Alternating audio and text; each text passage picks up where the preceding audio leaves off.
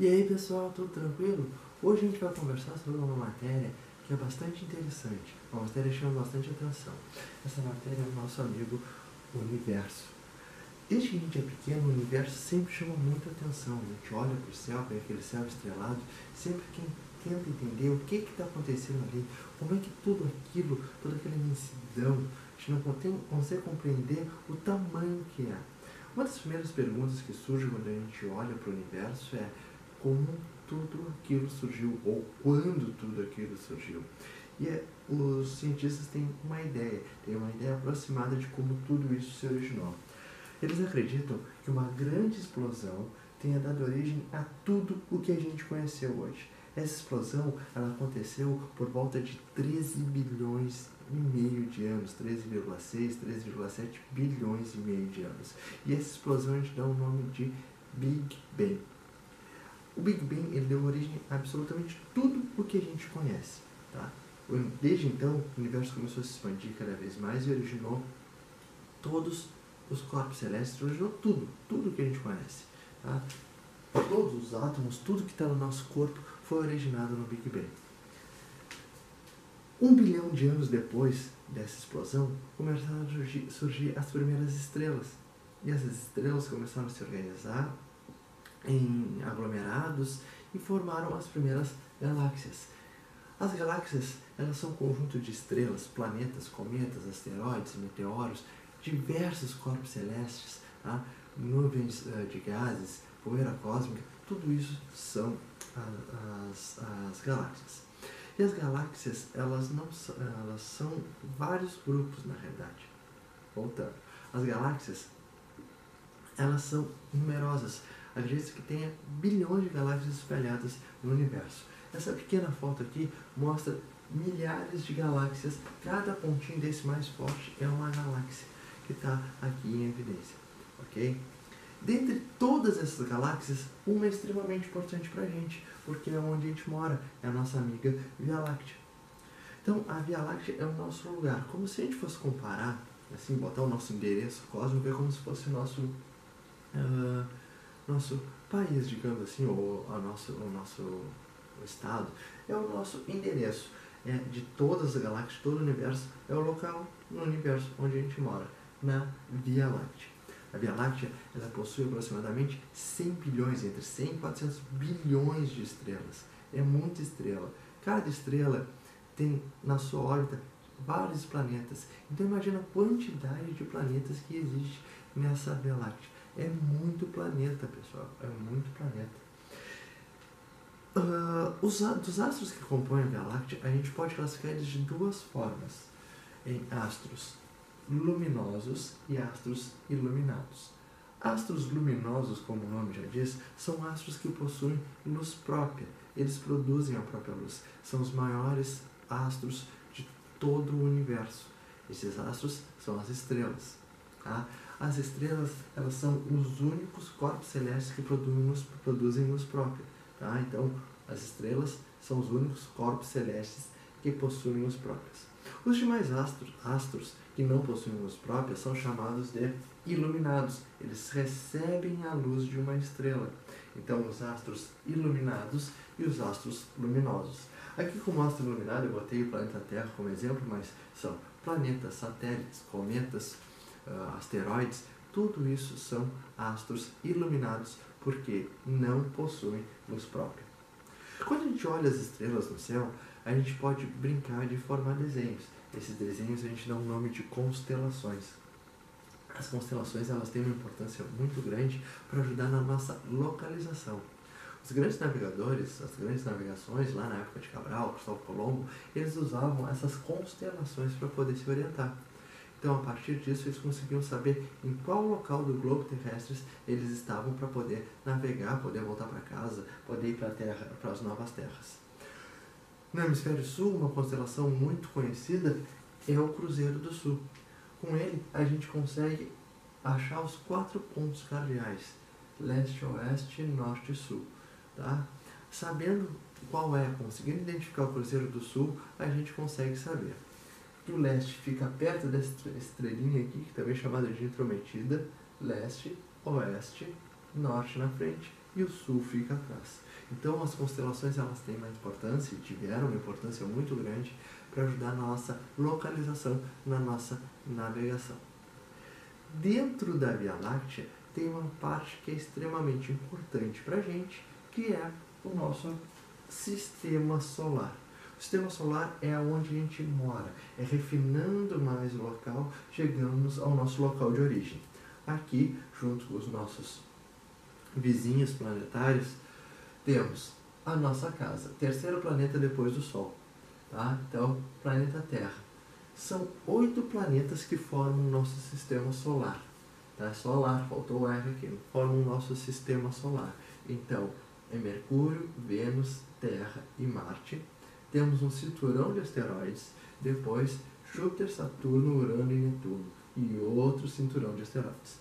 Então, o nosso sistema solar ele é dividido em 2 tipos de planetas. Vocês podem ver que os 4 primeiros aqui, eles são menores, e os 4 maiores, eles são bastante grandes, muito maiores em tamanho do que os 4 primeiros.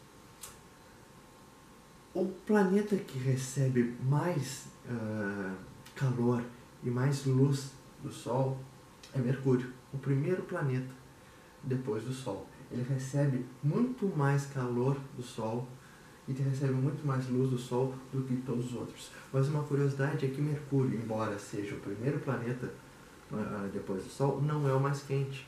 O mais quente é Vênus, o segundo planeta, porque ele tem atmosfera, a atmosfera dele é tão densa que retém muito mais calor do que Mercúrio. Mercúrio chega em torno de 430 graus, enquanto Vênus chega a 460 graus.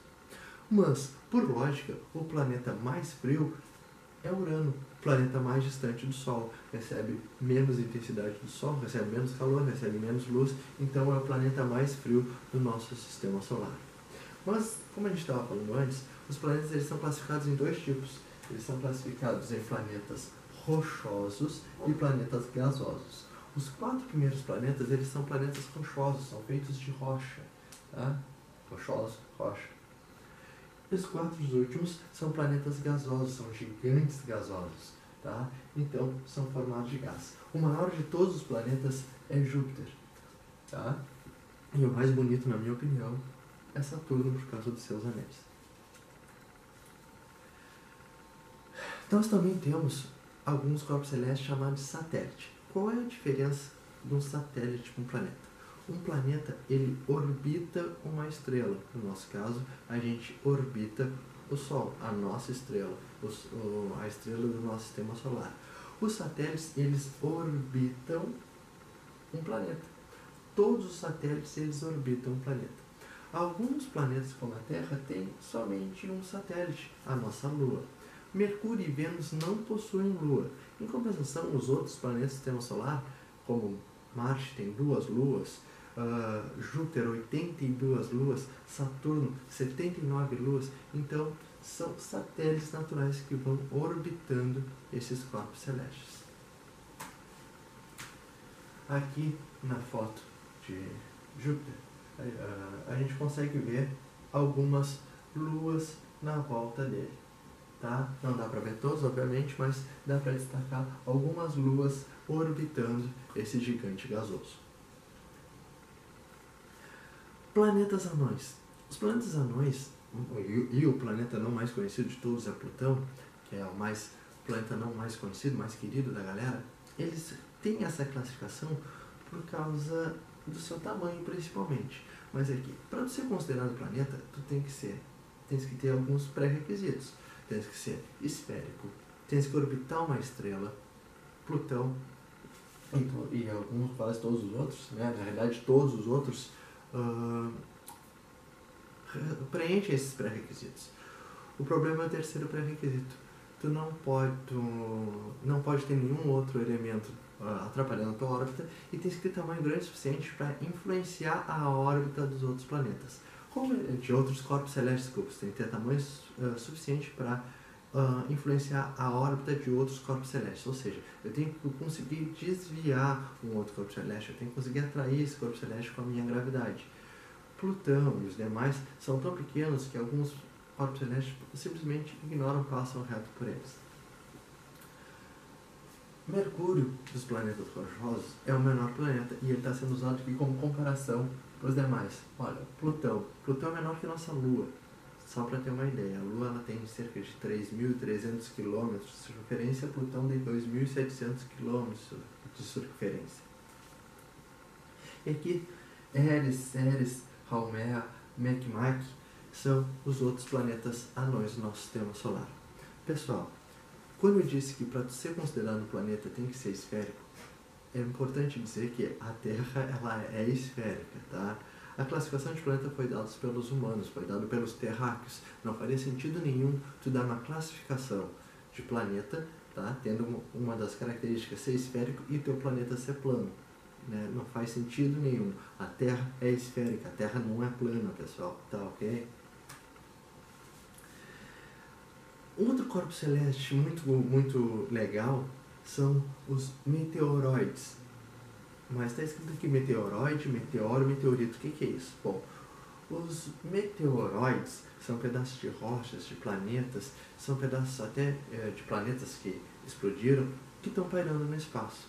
Pode ser formado de gelo, pode ser formado de ferro, níquel, pode ser formado de diversas substâncias. Quando ele está no espaço, está orbitando, está pairando lá no espaço, ele é chamado de meteoroide. No momento que ele atinge a atmosfera terrestre, ele começa a se vaporizar, a superfície externa dele começa a se vaporizar. Essa vaporização, esse calor que ele gera pode chegar a mais de 7.000 graus.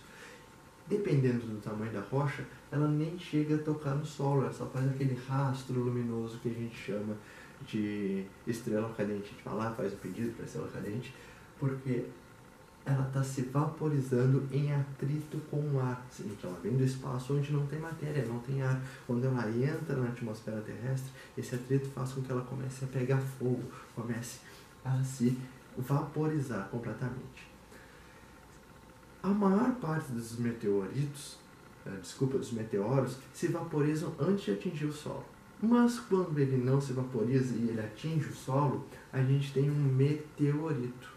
E acredita-se que um desses impactos tenha causado a extinção dos dinossauros. Então, recapitulando, meteoroide quando está vagando no espaço, vagando pelo universo, entrou na atmosfera terrestre, começou a se vaporizar, virou um meteoro, atingiu o solo, um meteorito. Então, pessoal, espero que tenham gostado. Até a próxima. Se inscrevam no canal, dê um joinha aqui se curtiu. Feito? Então, brigadão, abraço a todos, até mais.